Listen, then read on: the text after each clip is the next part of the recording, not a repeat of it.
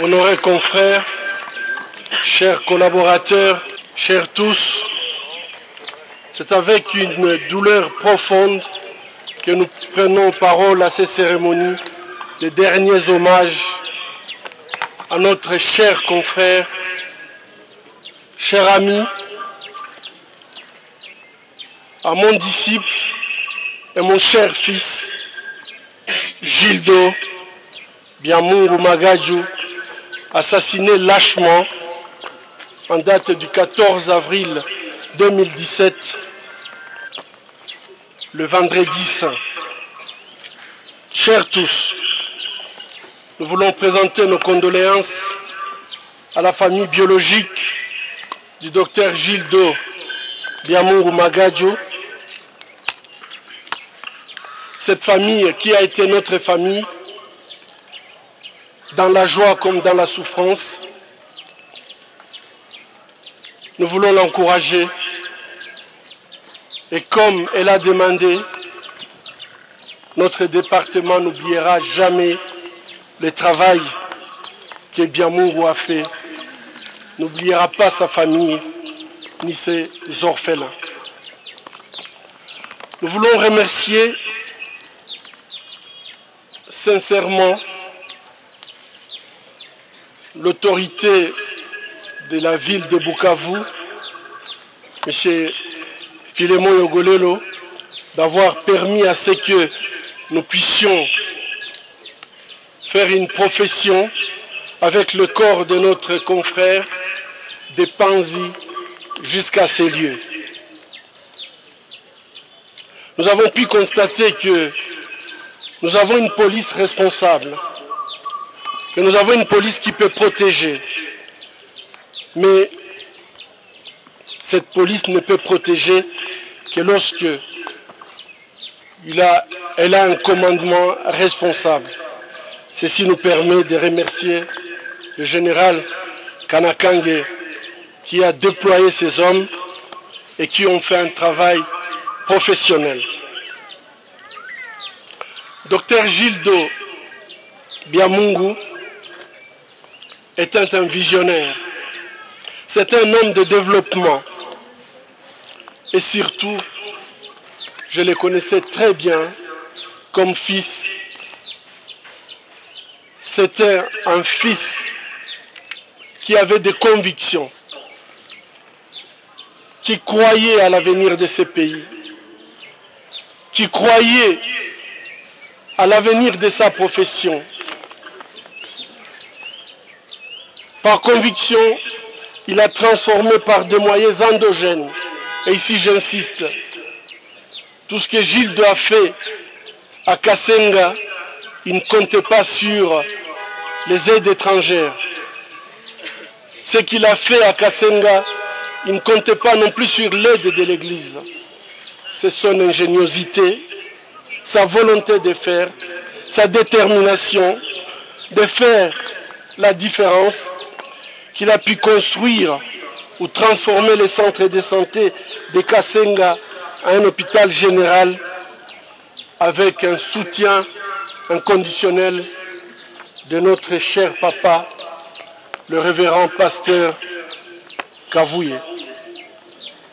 Par conviction, il voulait devenir un monument de la gynécologie dans la région et dans la province. Il était en voie, en fait, d'obtenir l'adhésion de ses collègues et l'estime de ses malades. Par conviction, il a quitté sa terre natale dans le territoire de Calais pour élire domicile à Kasenga Uvira, et ceci malgré les menaces, malgré les attaques dont il était victime, mais il avait la conviction que ce pays nous appartient tous et que chaque Congolais a le droit de vivre là où il a choisi, de travailler là où il a choisi de travailler. Et donc, par sa conviction, il n'était plus l'enfant de Calais, il était l'enfant de la nation congolaise. Il a servi les Congolais et les Congolaises avec conviction. Par conviction, il n'a pas cédé aux extrémistes et lâches de tous bords qui viennent malheureusement de faucher sa vie et son brillant parcours de lutte contre l'obscurantisme, le fanatisme, et ils ont détruit sa vie de visionnaire. Assassiné à son lieu de travail, en plein travail, j'étais avec lui le mercredi, il me disait « Papa, mon travail de mémoire est presque à la fin. J'attends pouvoir présenter mon travail. » Et la nuit, il travaillait. C'était un homme de travail. Il a refusé de mourir à genoux. Il est mort debout. C'est une façon de refuser, de plier devant les ennemis de la paix et les barbares. Je peux vous assurer que ceux qui ont tué ou commandité la mort de Gildo n'auront jamais la paix.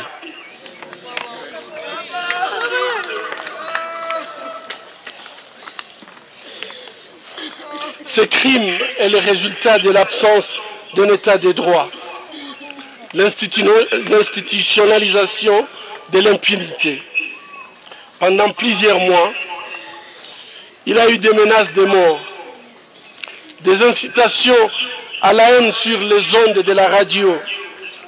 On se dirait la radio des 1000 collines. Et l'autorité politique, sécuritaire et administrative était informée par des lettres copiées à toutes les instances, mais aucune protection efficace ne lui a été accordée. L'innommable est arrivé, mais les présumés auteurs continuent à courir et continuent malheureusement à proférer et inonder les réseaux sociaux des propos haineux et injuriés, non seulement à mon égard, je suis vivant, c'est acceptable, mais qu'il les fasse à l'encontre d'un défunt, sans aucun respect pour les morts, je trouve que c'est dommage et ça traduit toute cette culture d'impunité qui aujourd'hui sévit dans notre pays. Ces criminels ont la garantie de la protection des commanditaires, car il suffit de faire une enquête linguistique pour faire la similitude des propos haineux anonymes sur les réseaux sociaux qui inondent aujourd'hui et les différentes lettres signées par les détracteurs du docteur Gildo et présumé auteur de ces crimes. Mais qui veut faire cette enquête? Il faut la volonté politique. Il faut une détermination. Je suis très heureux et fier aujourd'hui que parmi nous, alors qu'on voit l'absence de cela qui devrait être ici, nous avons la présence du procureur général. Je suis certain que sa présence ici traduit sa volonté de ne pas laisser ces crimes impunis. Sa présence ici nous rassure. Monsieur le procureur, ce que nous souhaitons, c'est qu'une enquête soit diligentée le plus rapidement possible et que les droits soient dits. C'est d'ailleurs pour cette raison que nous, corporation de médecins, exigeons, et nous allons continuer à exiger, que l'assassinat du docteur Gildo ne reste pas impuni. Gildo était dévoué à soigner les malades, comme tous les médecins, les infirmiers, les pharmaciens, les kinésithérapeutes, tout le corps médical ici présent. Vous donnez la vie, vous soignez la vie. La seule chose que vous demandez à l'autorité provinciale, c'est la protection. C'est le minimum que nous pouvons avoir. Nous crions haut et fort, plus jamais ça, et que justice soit faite. C'est élémentaire devant un crime crapuleux qu'un État responsable engage une enquête pour identifier les criminels, les isoler, afin de prévenir la propagation de la haine dans la communauté, empêcher et éradiquer toute forme de justice populaire, éviter de créer ou de laisser évoluer des problèmes pour en fait donner l'impression de trouver des solutions. Ça, c'est la pure manipulation du peuple. L'État doit réagir en amont. Gouverner, c'est prévoir.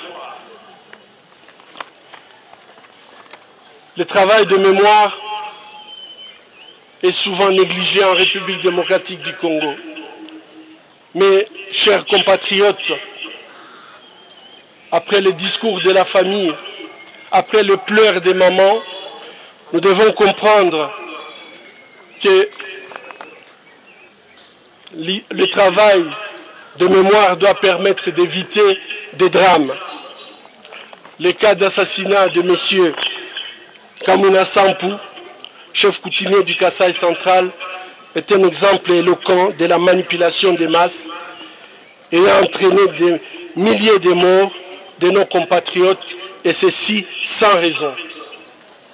Nous ne voulons pas en arriver là par la manipulation au Sud Kivu. Nous avions tant souffert. Cette population compte beaucoup de fausses communes. Nous n'en voulons pas de plus. Il faut absolument que notre population essaie de se mettre ensemble pour discuter comment vivre ensemble et que ces crimes ne soient pas exploités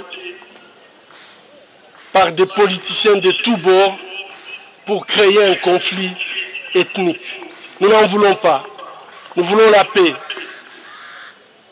Et pour faire cette paix, nous invitons à ce que les autorités puissent assez rapidement travailler pour trouver les criminels, les isoler et que justice soit faite. Chers confrères, chers tous, nous devons exorciser le démon de fanatisme et d'extrémisme qui peut malheureusement être utilisé pour nous entretenir dans la servitude. Aujourd'hui, nous savons qu'est-ce que c'est la servitude et l'asservissement. Nous vivons chez nous comme si nous étions des étrangers. Vous comprenez de quoi je parle. Donc nous devons absolument nous opposer à ce qu'on nous pousse encore une fois à des conflits qui vont finir par tout simplement emporter encore les enfants de cette province. Nous crions haut et fort, plus jamais ça, et que justice soit faite. Mais face à la haine et à la violence, nous répondrons toujours par l'amour et la paix. Nous serons fidèles à notre devise, chercher la paix, poursuivre la paix et la réconciliation entre les peuples de toutes les langues et cultures différentes. La survie de l'humanité en dépend. Plus jamais ça. Merci.